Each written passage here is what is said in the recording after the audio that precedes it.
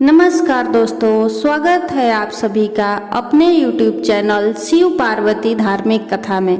दोस्तों, आज के इस वीडियो में हम सोमवती अमावस्या की व्रत कथा सुनेंगे। इस साल सोमवती अमावस्या 17 जुलाई 2023 दिन सोमवार को है। धार्मिक मान्यता के अनुसार सोमवती अमावस्या के दिन पितरों के तर्पण करने से उनकी आत्मा को शांति मिलती है। साथ ही इस दिन स्नान और दान पुण्य का विशेष महत्व है। तो आइए सुनते हैं सोमवती अमावस्या की व्रत कथा। एक गरीब ब्राह्मण परिवार था।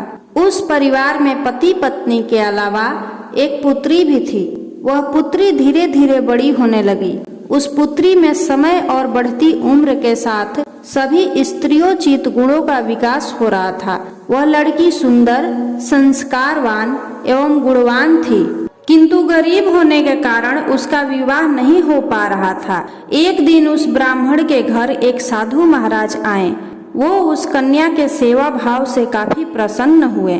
कन्या को लंबी आयु का आशीर्वाद देते हुए साधु ने कहा कि इस कन्या के हथेली में विवाह योग्य रेखा नहीं है।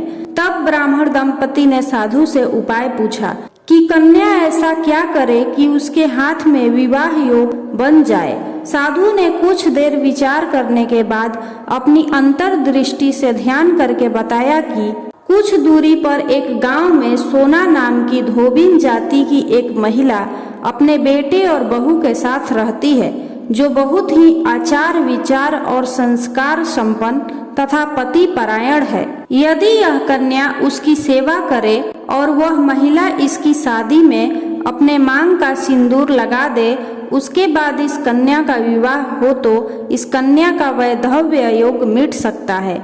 साधु ने यह भी बताया कि वह महिला कहीं आती जाती नहीं है। यह बात सुनकर ब्राह्मणी ने अपनी बेटी से धोबिन की सेवा करने की बात कही। अगले दिन से ही कन्या प्रातः काल ही उठकर सोना धोबिन के घर जाकर साफ सफाई और अन्य सारे काम करके अपने घर वापस आ जाती।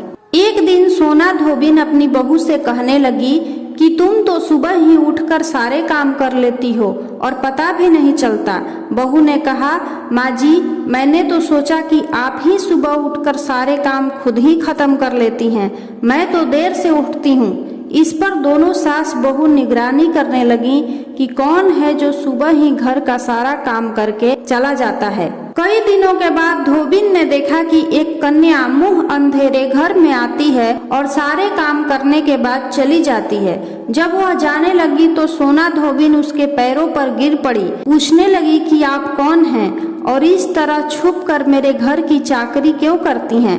तब कन्या ने साधु द्वारा कही गई सारी बात बताई। सोना धोबिन पति परायण थी, उसमें तेज था। वह तैयार हो गई। सोना धोबिन के पति थोड़ा अस्वस्थ थे। उसने अपनी बहू से अपने लौट आने तक घर पर ही रहने को कहा। सोना धोबिन ने जैसे ही अपने मांग का सिंदूर उस कन्या की मांग में लगाया, उसका पति मर गया। उसे इस बात का पता चल गया।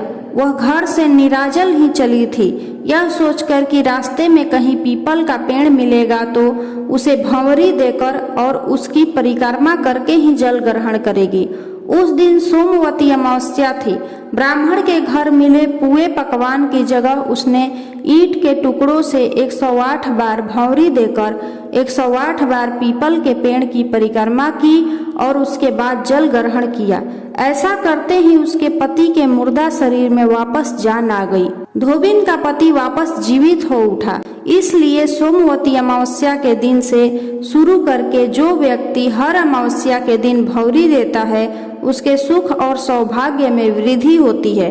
पीपल के पेड़ में सभी देवों का वास होता है। अतः जो व्यक्ति हर अमावस्या को न कर सके, वह सोमवार को पड़ने वाली अमावस्या के दिन 108 वस्तुओं की भंवरी देकर सोना धोबिन और गौरी गणेश का पूजन करता है, उसे अखंड सौभाग्य की प्राप्ति होती है।